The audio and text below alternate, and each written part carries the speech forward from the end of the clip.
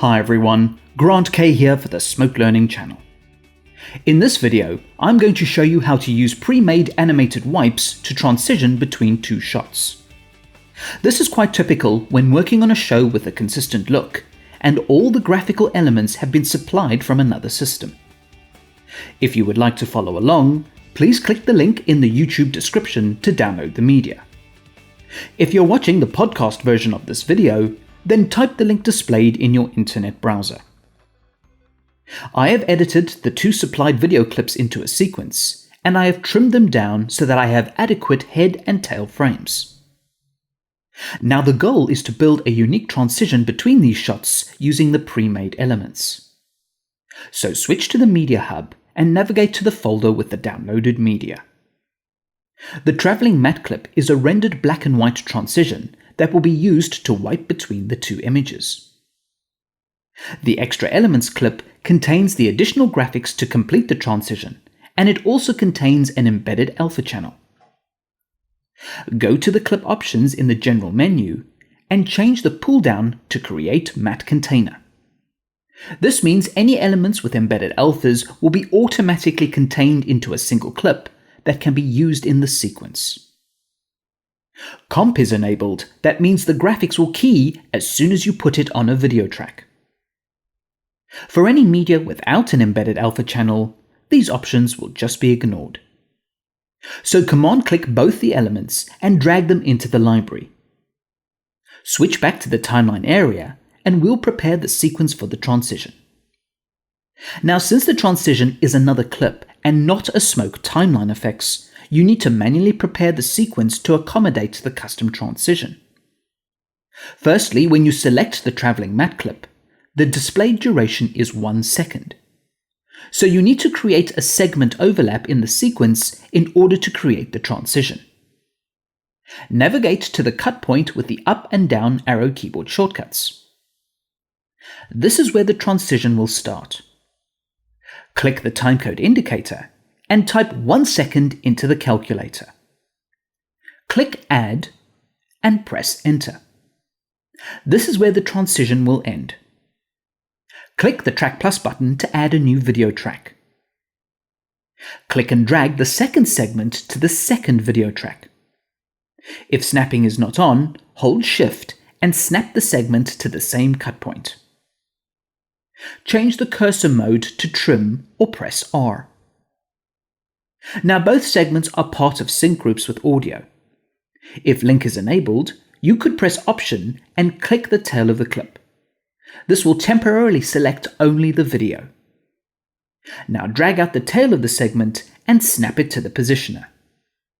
This creates the 1 second overlap for the transition.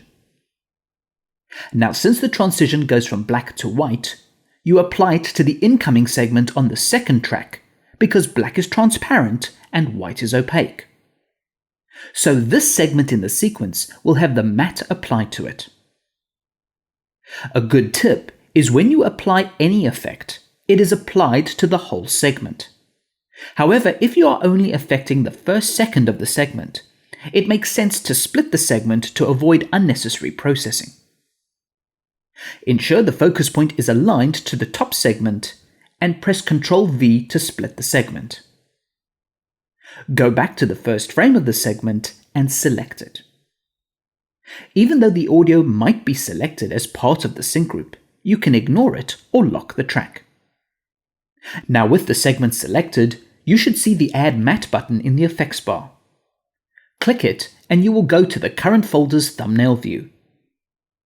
Find the traveling matte clip and click it once. Back in the viewer, if you scrub the positioner, you can see the transition applied to the second segment. Now I would just like to point out the artifacts on the edges of the transition.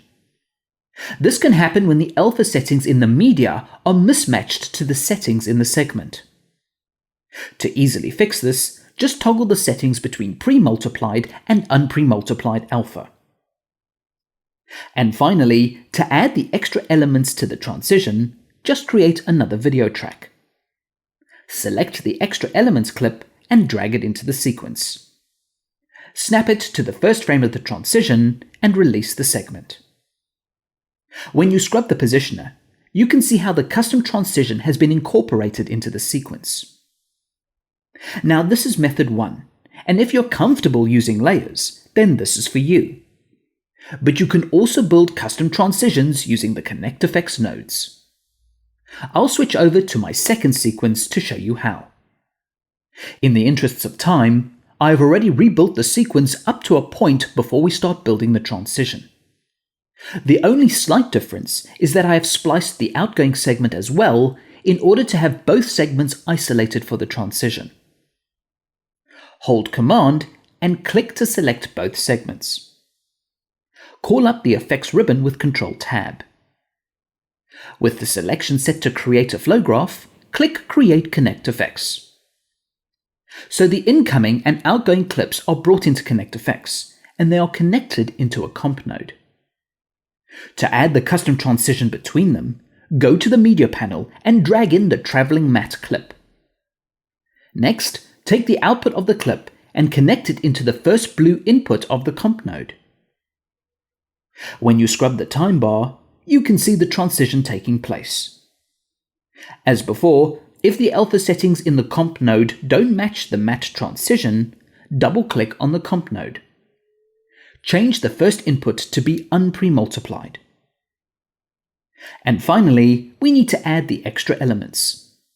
Hold Shift and drag the comp node to the left to make a bit more room. Go to the Media panel and drag in the Extra Elements clip.